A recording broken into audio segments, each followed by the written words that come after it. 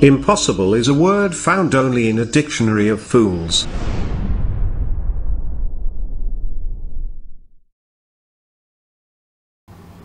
Hey guys, what's up? It's Jonathan with One Big Impact. So actually today our video is for our viewer, our lovely Brenda. Brenda wanted to talk about food addiction, and I thought it was a good subject because, well, I have food addiction and it's a very real thing. So let's first talk about 5 things.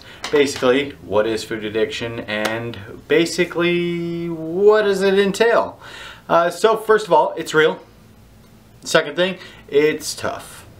It can be one of the most challenging, if not the most challenging things that you're ever going to face in your entire life. That being said, it's not a joke. It never sleeps. We sleep. It doesn't. It will literally wake you up in the middle of the night and make you eat 4,000 to 5,000 calories in one sitting, and I've done it. The next thing is, a lot of the times it's an emotional feed and it can't be filled. A lot of people are like, well, can't you just eat and then you're satisfied? No, not really. Not when it's an emotional thing, not when it's because of depression or chemical imbalance or a traumatic experience that you went through in your life or depression or whatever. You can't fill those holes with food. But a lot of the times with food addiction or just being addicted to food, we try and it doesn't happen. So we just keep eating and keep eating and keep eating to feel comfort, to feel it's such a complex thing, and it's so different for so many people, but this is how I experience it, and of course it's going to be different from each and every person. But I will say a lot of people I've talked to have the same things. Number 5, very importantly, people die from it every day. You need to realize that food addiction, if you have this problem, if you can't walk through the kitchen and literally not eat something, you need to get a hold of yourself, because there's a chance that you could become morbidly obese and bound to your bed and never be able to leave and die there with your children sitting around you. It is not a joke, you guys. Seriously. It could happen to each and every one of us. Why do you think I work out so much? Why do you think I stress this so much? Because at 350 pounds, I didn't even know I was that big. I know that's not huge, but that's 2.5 times the size of a normal human that you should be. You know, I should be about 160, 170 for my height and everything. And honestly, at 350, you're 2 plus, you know, some that you should be. So it's a very real reality. You know, another 100 pounds, usually if you hit that 400 or 500 pound mark, you just go up. And you guys need to realize that if you have somebody in your family that has this problem, be sensitive to this, depending on who they are. Do not enable those people. A lot of people are, and I'm not saying that in a mean way, because if you're watching this, please don't take it like that. But a lot of the times, if you have food addiction, the worst thing that you can possibly have is an enabling person. Like I will say, my mom is an enabler, and I had to flip that script so crazy fast. And she'll literally cook all day and make tons of food. And they don't, you know, the generation before me doesn't think of it like we do today. Like, we're McDonald's kids, you know, that's what we were raised on and stuff with the 90s generation. So unfortunately, we just eat and eat and eat and eat. And then there's no filling that. So you have to be really careful not to have enablers around you, and if they are, you need to put that in check, because you need to care about your life. You need to care about those people because they do love you very, very much. My personal experience with this is, here's a couple things that I've noticed that I have food addiction, and it's a very real thing, and there is a lot of help out there. First of all, people hide food from me because I literally ate everything. I've gotten in control of it now. But say it's a kid's birthday and the kid's birthday comes up and we got a cake. I'm so bad, I don't even care if it's the kid's birthday. I will literally eat the entire cake the day before, and then if I have to, I will go buy a new cake the next day. And it's not funny. Like, it's a pretty sad thing. Can you imagine a full sheet of cake? Like, what's in that? Like, how bad is that for you? So I think it's really important that you realize there's a lot of sorrow and pain that goes with having food addiction. Nobody wants to have their children look them in the face and say, "Dad, don't eat my cake. You always eat everything." Like, how horrible do you think that feels? It feels really bad. My ex-wife, she used to hide food from me constantly. It drove me crazy. And then I didn't even realize it until afterwards. And she wasn't doing it to keep my weight down. She was doing it because literally there was never any snacks or things for the kids because I would eat them all. It was really bad. I will personally eat until I vomit. I will eat until I'm literally sick. I don't know if you've ever, I'm not gonna go into crazy stuff or whatever, but you can't stop, and it's really not that funny. Food addiction is, it's literally like a curse. I can't walk, I can now. Let me change that. You have to change the way of thinking. You have to change your mind and you will change your life. But I will say, food addiction is not a fucking joke. Like, I used to not be able to walk through the house without food in my mouth, and it was really bad when I smoked cigarettes and I did drugs and I did all kinds of stuff, and it was just, I was on a path to death like you wouldn't freaking believe. Now here's a couple things that you can do to work on making this better for yourself.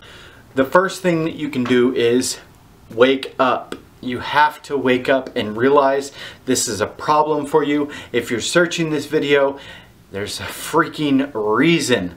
Somebody's searching this video. If somebody's searching this video for you, wake up. Please wake up. Because if you're 2, 3, 4, 5, 600, or even hopefully not, but more weight than that, you have to snap out of it because you're not going to get another chance at this life. Have you ever looked at the surgeries when you're 600 or 700 pounds to lose weight? It's not a joke. It's like a 50-50 shot, if that, at living through it. You get an infection or something like that. Come on, guys, you have to wake up. It's really a real thing. And today, food is so readily available, it can be extremely difficult for people with food addictions to say no, but you have to. The next thing is throw away all bad food. Okay, I get it if you live with somebody. I know you're probably saying, well, I have a husband, or I have a wife, or I have kids. That's perfectly fine. Get you a separate fridge, get you a separate pantry, get you a separate box, get you a separate side of the bed, get a damn bucket. I don't care. Put your food in there. You don't eat nothing but what's in that box, because you have to follow what you have to follow in order to be healthy. The next thing is ask people not to tempt you. I'm not saying walk up to people and be like, "Hey man, I got food addiction." They'll be like, "You want some cupcakes?" People are assholes. So don't say that. Just be like, "Hey, you know what? I'm trying to live a little bit healthier," or something like that. Don't say it like that. Just be like, "Hey, I'm changing my way of eating. I'm working on, living a healthier lifestyle. So maybe you couldn't push that, sugary stuff on me or whatever," and just be kind of, cool about it and chill or whatever. A lot of times people will be like, "Hey, all right, that's cool, no problem." The next thing is post on the group if you're having a hard time. So if you're on our group, our Facebook group, Healthy Living for a Healthy Life, and say you're having a hard time one day. I'm not saying do it every day, all day, there's more to it. If you're having that much problems, you need to private message me and we'll work on something else.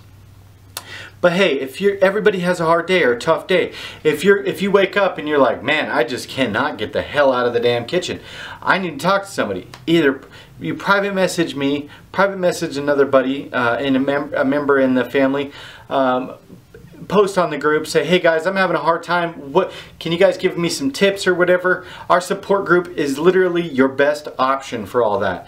You guys, we ain't gonna let each other fall, and if you do, guess what? There's 1,157 hands times 2 that will pick you up again. So remember that. The next thing is, if you're married, tell your other half to shop without you with a specific list. Tell him not to get ice cream pops because he's going to get the ones with the sugar. Right, Brenda? Anyway, if they shop, my biggest thing is I love grocery shopping. I know that sounds stupid. Everybody's like, you're a dude. How you like grocery shopping? I just like to shop, man. I like to shop for clothes. I like to shop for other people. I like to shop for people I don't know. I just love to shop. So if you are at the store, 99% of the time you're going to see those new treats. You're going to see that sale item. You're going to see those sugary foods. Don't even put yourself through that. If you got food addiction, let your significant other shop. Your mom, your dad, whatever. Let somebody else shop. Give them a specific list of what you need, not what you want. Throw it in your bucket at the end of the day, and that's what you're going to work with. If you have to, put some ice in there, because I don't want you rotting no food. That's nasty. It'd be looking like my room or something. The next thing is follow a strict meal plan. I know you're going to be tripping on me. I know, go ahead. No, you need to. And I know there's a lot of people out there, we got a lot of keto members and stuff like that, and they may not follow a strict regimen or whatever, but I will say with Atkins or my meal plan, the One Big Impact meal plan, you're going to follow something a lot more strict. And why that works for people with food addiction is because you know you got that food. Right when you wake up, cool, you're going to eat. 3 hours later, cool, I'm going to eat. 3 hours later, cool, I'm going to eat. You build a structure and a foundation knowing when you're supposed to eat, when you're not supposed to eat. Because if it's not on that 3-hour mark, guess what? You should not be eating, and you already know you're messing up. The next thing is eat whole foods. Like Brenda says, walk around the outside of the store. You should not be walking on the inside of the store. Shop around the outside of the store. You got the fruits, the veggies, and this goes for everybody, not just, you know, low carb people or whatever. Fruits, veggies, meats, milks, stuff like that. So you need to be shopping around the outside of their store. God, I'm like dying. I need my water. And getting only whole foods. The next thing is, obviously, message me if you don't have a meal plan. If you don't have something strict that you can follow, I'll send it to you. I'm not going to charge you. I just want you guys to be able to eat a healthful diet and be safe about it. If you got food addiction, reach out to me. Seriously, I'll help. I'll do everything I can in my power to make sure that you guys get this under control, because it's very important. Every day it's like a ticking time bomb, man. Every day that goes by that you're not working on this, you're getting further back, so be careful. The next thing is, don't go in convenience stores. And trust me, I'm sure you guys got tips, and I need you to put those in the comment section below, because I need your tips. I need the tips that I'm not thinking of right now. I need these put right below, because a lot of people are scared. A lot of people are scared and they don't want to post here. They don't feel comfortable. They're shy or whatever. So post your comments below. What helps you with food addiction and stuff like that. So please do that for everybody. Don't go to convenience stores. If you need gas, guess what? Put your debit card in the machine. You ain't got to walk in. Why? Why are you walking in? You got your water bottle in the freaking console of your car. You don't need to go in there. There ain't nothing good for you in there. You don't need cigarettes because you live a healthy life. You don't need liquor because you live a healthy life. You don't need snacks because you live a healthy life. Convenience store ain't got no good food for you, so stay out of there. The next thing is bring your own food. Why? Because when you stop at that convenience store, you're going to want to go in, and it's going to be better if you have your food with you, because then you can eat it in the parking lot while you're getting your gas. The next thing is seek help. If none of these things are working, see a psychiatrist or a psychologist, and maybe you have, you know, something that you need to talk about, or that you need to work through, because this has created a problem for you in life, and that's okay. But it's important that you address the issue and actually get through it, please, because your life literally depends on it. And lastly, join a support group. The best support group I know is our support group, our Healthy Living for a Healthy Life. We have tons of amazing family members. Any which one of them would be happy and more than willing to reach out and help you if you have any questions. You guys, I hope you guys like our video. If you do, please like, share, comment, and subscribe to our channel. Again, this is Jonathan with One Big Impact, and we always say hashtag be stronger than your excuses, and remember to spread love, not hate. Have a beautiful day, and peace.